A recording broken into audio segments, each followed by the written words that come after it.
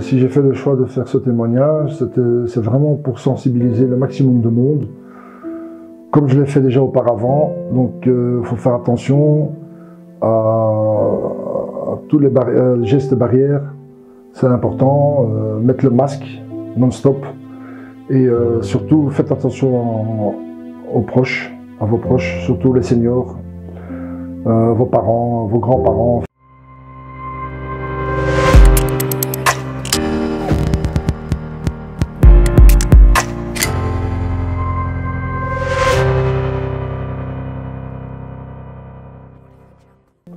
Je me présente, Fouad Beniz, 3 enfants, travaille dans l'événementiel et rescapé du Corona.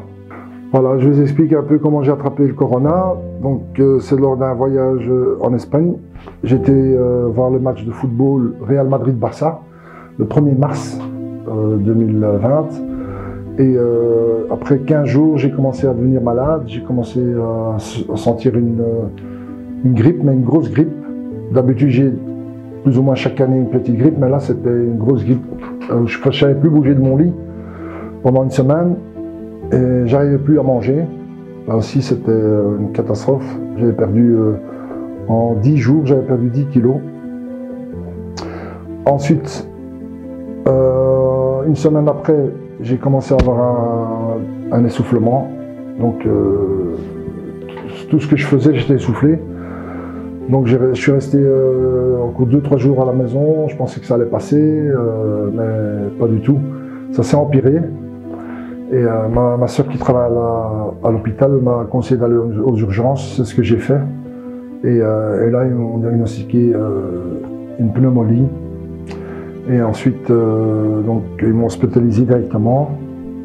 Ils m'ont donné le lendemain la chloroquine pendant 5 jours, 2 fois par jour. Ensuite de ça, après une semaine, j'ai eu une infection dans le sang. Et après ça, j'ai fait encore un scan. Là, ils ont détecté une embolie pulmonaire parce que quand je respirais, j'avais comme des picotements dans le cœur. Là, ils m'ont dit que c'était une embolie pulmonaire. Et ensuite, après 15 jours, le médecin m'a dit que j'étais guéri, alhamdoulilah. Et ensuite, voilà, j'en garde encore des séquelles, il faut faire attention. Les séquelles que j'ai pour le moment, c'est l'essoufflement, beaucoup de fatigue et une petite gêne dans les poumons.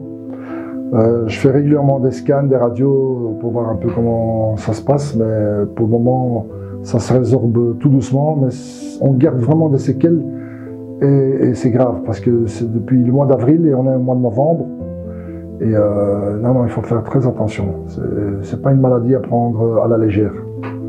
Et alors je profite de cette interview pour faire un appel au gouvernement.